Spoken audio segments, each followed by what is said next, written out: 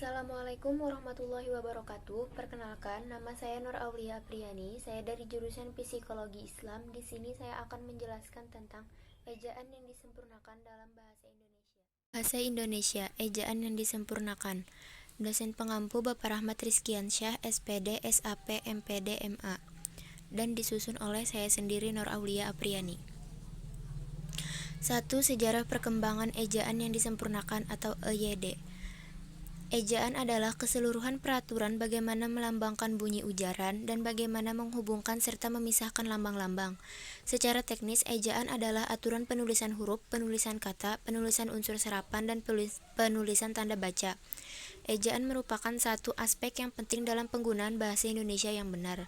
Dalam sejarah perkembangan bahasa Indonesia telah terjadi beberapa kali perubahan aturan ejaan. 1. Ejaan Van Ophusen atau ejaan Balai Pustaka. Pada tahun 1900, CHA Van Ophusen diperintahkan untuk menyusun ejaan Melayu dengan menggunakan huruf Latin. Dilakukan karena pada tahun-tahun sebelumnya tidak ada keseragaman dalam hal ejaan, atau saat itu masih menggunakan bahasa Melayu. 2. Ejaan Sowandi.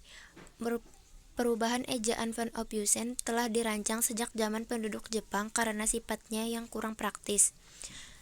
Pada 19 Maret 1947, Menteri PP dan K. Sowandi mengeluarkan penetapan terkait perubahan ejaan dalam bahasa Indonesia.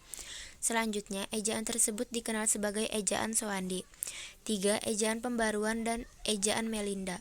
Dalam Kongres Bahasa Indonesia II di Medan pada 1954, diputuskan bahwa ejaan Sowandi perlu disempurnakan. Maka lahirlah konsep ejaan pembaruan yang selesai pada 1957 dan konsep ejaan Melayu Indonesia atau Melinda yang disusun bersama oleh Indonesia dan Persekutuan Tanah Melayu pada 1959.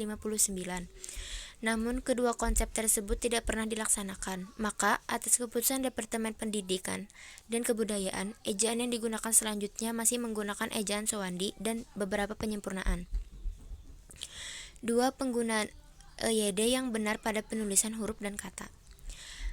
A. Pemakaian huruf. 1. Huruf abjad.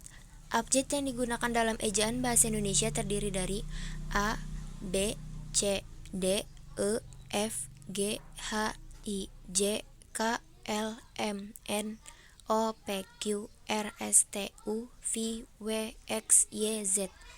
2. Huruf vokal. Huruf yang melambangkan vokal dalam bahasa Indonesia terdiri dari huruf A, I, U, E, dan O.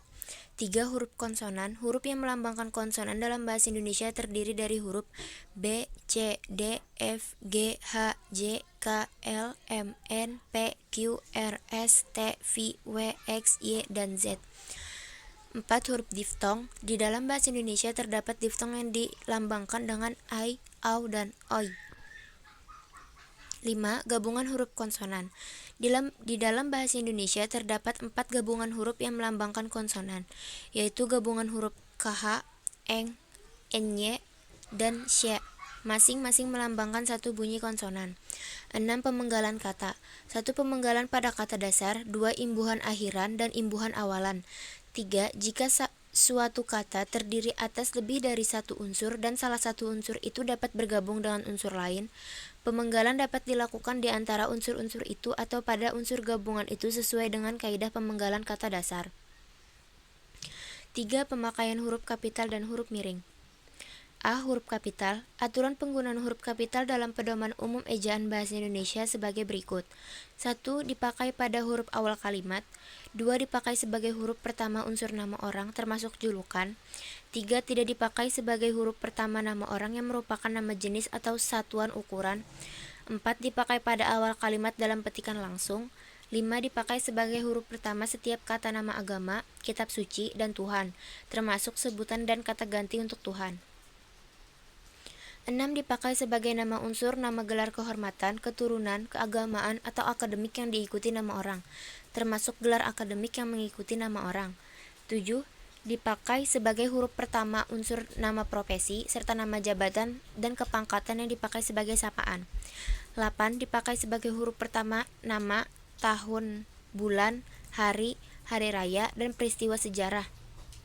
9 dipakai sebagai huruf pertama nama geografi, 10 dipakai sebagai huruf pertama nama bangsa, suku bangsa dan bahasa, 11 dipakai sebagai huruf pertama unsur singkatan nama gelar, pangkat, dan sapaan, 12 dipakai sebagai huruf pertama kata penunjuk hubungan kekerabatan seperti bapak, ibu, saudara, kakak, adik, dan paman yang dipakai dalam penyapaan dan pengacuan, 13 dipakai sebagai huruf pertama kata ganti Anda.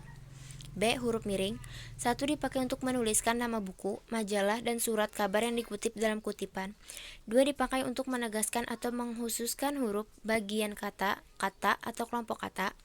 3 dipakai untuk menuliskan kata nama ilmiah atau ungkapan asing kecuali yang telah disesuaikan ejaannya. 4 penggunaan singkatan dan akronim. A. Singkatan. Singkatan adalah bentuk yang dipendekkan yang terdiri atas satu huruf atau lebih. 1. Singkatan dipakai untuk nama orang, nama gelar, sapaan, jabatan, atau pangkat diikuti dengan tanda titik. 2. Singkatan dipakai untuk nama resmi lembaga pemerintah dan ketenagakerjaan, badan, atau organisasi, serta nama dokumen resmi yang terdiri atas huruf awal kata ditulis dengan huruf kapital dan tidak diikuti dengan tanda titik. 3. Singkatan umum digunakan terdiri atas 3 huruf atau lebih diikuti satu tanda titik. 4. Dipakai pada lambang kimia, singkatan satuan ukuran, takaran, timbangan, dan mata uang tidak diikuti tanda titik. B. Akronim. Akronim singkatan yang berupa gabungan huruf awal, gabungan suku kata, atau gabungan huruf dari deret kata yang diperlukan sebagai kata. Aturan pembentukan akronim sebagai berikut. 1. Akronim nama dari gabungan huruf awal dari deret kata yang ditulis semuanya menggunakan huruf kapital. 2. Akronim digunakan untuk gabungan suku kata atau gabungan huruf dan suku kata dari deret kata tulis dengan huruf awal huruf kapital. 3. Akronim yang bukan merupakan nama dari gabungan huruf, suku kata, dari deret kata seluruhnya ditulis dengan huruf kecil.